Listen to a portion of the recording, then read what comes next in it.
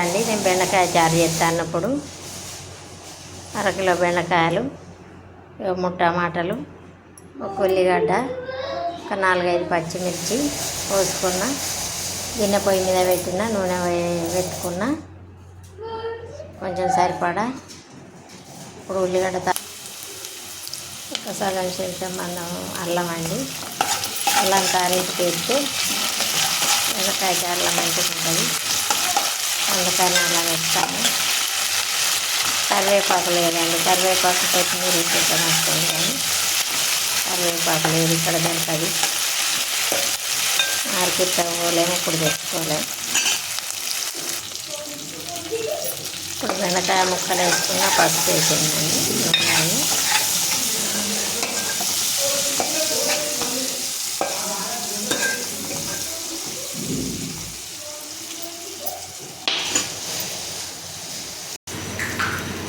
నూనె ఇప్పుడు నూనెలు మగ్గినాయండి. పసుపు కారం ఎత్తన్న 2 చెంచాలు,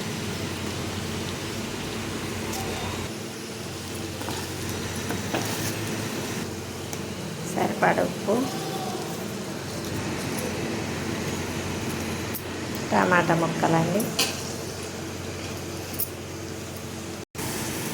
కొంచెం ఒక రేగి పండు అంతా చింతపండు అండి పులుపు కోసం. టమాటా అంతా తుక్కు ఇట్లా తుక్కు చేసుకోవాలండి. ఇప్పుడు వేసిన చింతపండు టమాటా అంతా తుక్కు చేసుకోవాలి. పచ్చిదొక్క ఉల్లిగడ్డ కోసేస్తా, పచ్చి ముక్కలు. ఇప్పుడు మొత్తం టమాటా అంతా తుక్కు చేసుకున్నాండి. ఇప్పుడు వాటర్ వేసుకుంటా.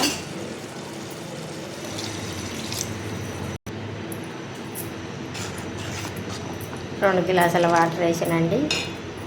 ఇప్పుడు పెట్టిన పచ్చి ఉల్లిగడ్డ కోసిన, ఇక ఈ ముక్కలు పచ్చి ఉల్లిగడ్డ ముక్కలు వేస్తాను. ఇట్లా చేస్తే బాగా టేస్ట్ ఉంటుందండి.